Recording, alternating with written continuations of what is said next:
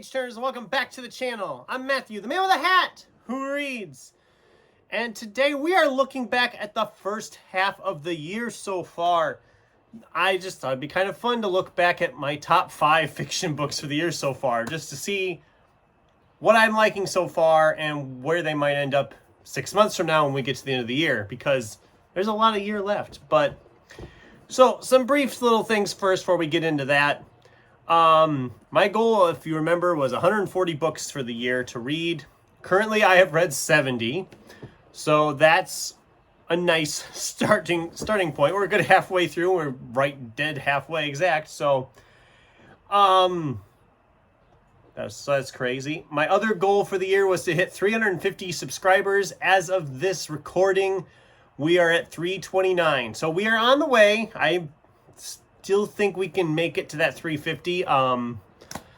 That'd be cool. I mean, it would really be cool. And I am planning, when I hit that 350, assuredly hit 350. So it might be a little bit past because, you know, bots and all that weird stuff.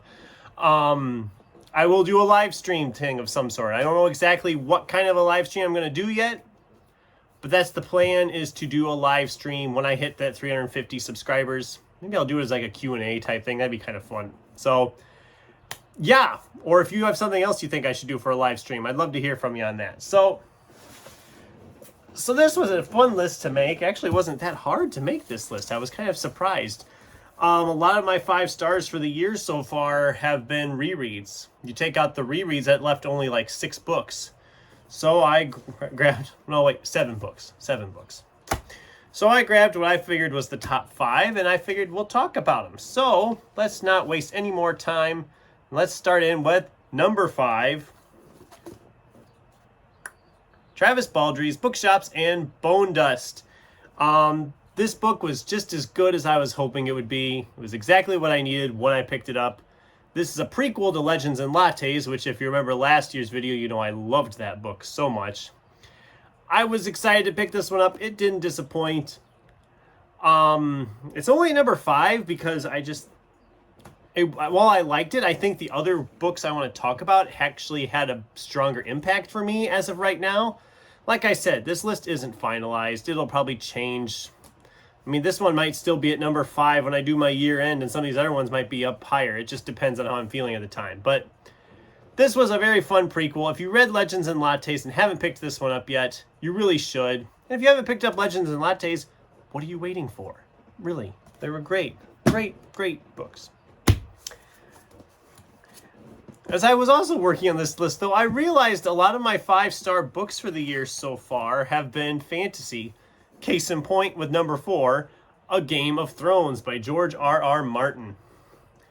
This book I had sitting here for almost 2 years. A good year and a half it was sitting in my stacks. I think I was terrified to pick it up because it's a thick boy and the print is pretty tight. So I was leery about picking this book up for the longest time. And I really enjoyed this. I know I'm preaching to the choir because a lot of people have already read this series and I'm just getting started with it. So this just had everything I wanted it to have. I was so intrigued by I loved the characters, the plot, the plotting, and the political intrigue and all that. I loved all of that. It just really flew by a lot quicker than I expected it to. I enjoyed it a lot more than I expected to. I have books 2 and 3. I don't know when I'm going to get to them yet, but hopefully I can get to one of them yet this year, but we'll see. I got a lot of stuff I want to read yet this year. So at number 3, we have a library book. This is What You Are Looking For Is in the Library. And I don't have the author's name in front of me, but it'll be on the picture over here. But it's a Japanese, Chinese, it's an Asian name. So I'm not even going to try because I probably would butcher the pronunciation anyway. This very much felt like Before the Coffee Gets Cold, only instead of a coffee shop, it's a library. And instead of traveling through time, it's a librarian that seems to know exactly what somebody needs at any given time to help them kind of improve and further their lives. I really enjoyed it. I don't think I enjoyed it as much as Before the Coffee Gets Cold. It felt very much similar to that. But it was good, and I recommend it, especially if you're a fan of books about books, which hopefully a lot of you are fans of that. All right, number 2. I did a review for this book because I absolutely adored it, and I had to go back and forth on these because I wasn't sure which of these was my number 1 and which was my number 2. That's how good both of these were. But finally I settled on putting at number 2 for the year so far, Cameron Johnston's The Maleficent 7. This is a fantasy standalone with some Western bits and pieces thrown in. I mean, it's kind of doing The Magnificent 7 as a horror fantasy type deal. I mean, there's demons, there's orcs, there's necromancers, there's vampires. There's just a lot going on, and I absolutely adored this book so much. And it was so cool because I didn't expect to see a comment on my review from the actual author, and that was just a really neat surprise. So yeah, definitely check this one out if you haven't. I know a couple of channels that watch have commented that it sounds like something they'd enjoy. Definitely give it a shot. It was an awful lot of fun. It was just a lot of fun. So my number 1 for the year so far, and like I said, this list could change, but as of right now, it's Juno Black's Shady Hollow. I just loved this book so much. I devoured this thing in like 2 or 3 days. It went really quick. I love the cover. The cover just has so much, like, just, it's beautifully illustrated, that cover. And the whole series has covers like that, which is great. I think, is there a picture of him in here? I think there is. Let me just... Okay, I don't know if you can see it. I'm going to try to get it up there. Obviously, it's in black and white, so it's not going to do it justice, but...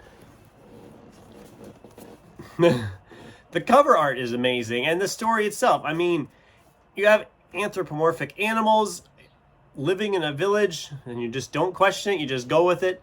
It's a murder mystery, but it's got, like I said, talking animals, so it's got some fantasy elements of sorts thrown in. It's just...